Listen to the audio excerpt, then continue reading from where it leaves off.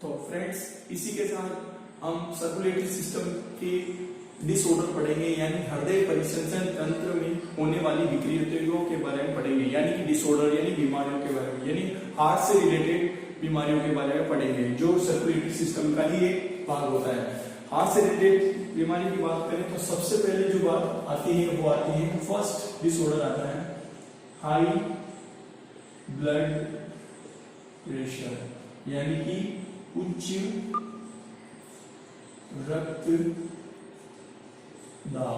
रक्तदाब, high blood pressure, उच्च रक्तदाब। इसमें क्या होता है फ्रेंड्स, आपको सभी को पता है, हमारे जो नॉर्मल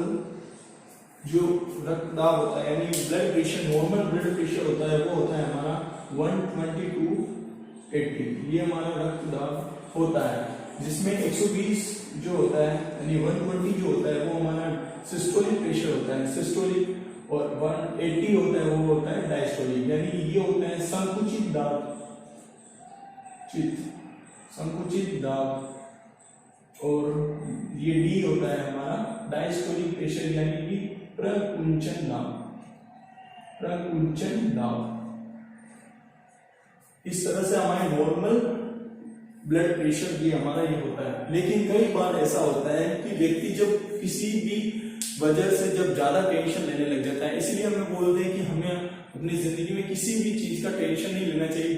बल्कि हमें उस चीज पर क्या करना चाहिए, वर्क करना चाहिए, ताकि ऑटोमेटिकली वो टेंशन फ्री हो जाती है। लेकिन फिर भी होता है कि सोशल, हम समाज में एक व्यक्ति रहते हैं, तो समाज में विभिन्न बहुत सारे काम होते हैं, उनमें कई बार ऐसा होता है कि व्यक्ति किसी एक टेंशन या किन्हीं वजहों से बहुत ज्यादा टेंशन में रहता है, यानी बहुत तनाव में रहता है। इस तनाव के कारण उसका क्या ब्लड रेट जो है वो बदल जाता है, और उसका ब्लड रेट 120 से 180 से ज्यादा होकर 140 बटा बोल सकते हैं 140 to 100 हो सकता है, या 140 to 120 हो सकता है, बोल सकते हैं अपन। एक सेकेंड प्लीज। हाँ तो फ्रेंड्स, 140 to 190 ये क्या हो जाता है, ब्लड रेट जो हमारा हाई ब्लड प्रेशर यानी रक्तदाब जो है वो क्या होता है 120 यानी 120 to 80 जो हमारा नॉर्मल ब्लड प्रेशर होता है, उससे ज्यादा हमारा ब्लड प्रेशर बढ़ जाता है, जो बढ़कर कितना होता है 140 to 190, ये क्या होता है, बढ़ जाता है, क्या बढ़ जाता है, ब्लड प्रेशर। और ये ब्लड प्रेशर जब बढ़ जाता है तो हम उसको बोलते हैं हाई ब्लड प्रेशर। ये किस कारण से होता है फ्रेंड्स, तनाव के कारण बहुत ज्यादा अति तनाव जब ज्यादा रहता है तो उस टेंशन के कारण हमारा ब्लड रेट बढ़ जाता है, और इस समय क्या होता है, हमारे जो आर्टरीज और वेन है उनमें ब्लड का सर्कुलेशन बहुत तेजी से होने लगता है, जो भी एक तरह की बीमारी उस बीमारी से बहुत प्रकार की बीमारियां होती है। इसके बाद फ्रेंड्स, जो दूसरा रोग होता है, दूसरा डिसऑर्डर होता है, उसको बोलते हैं हृदय धमनी रोग, यानी कि CAD, शॉर्ट फॉर्म में CAD बोलते हैं, यानी कि कार्डियक आर्टरीज डिसऑर्डर, हृदय धमनी रोग। इस समय क्या होता है, जो हमारी आर्टरीज होती है यानी हमारी जो धमनी होती है उनमें क्या होता है, कैल्शियम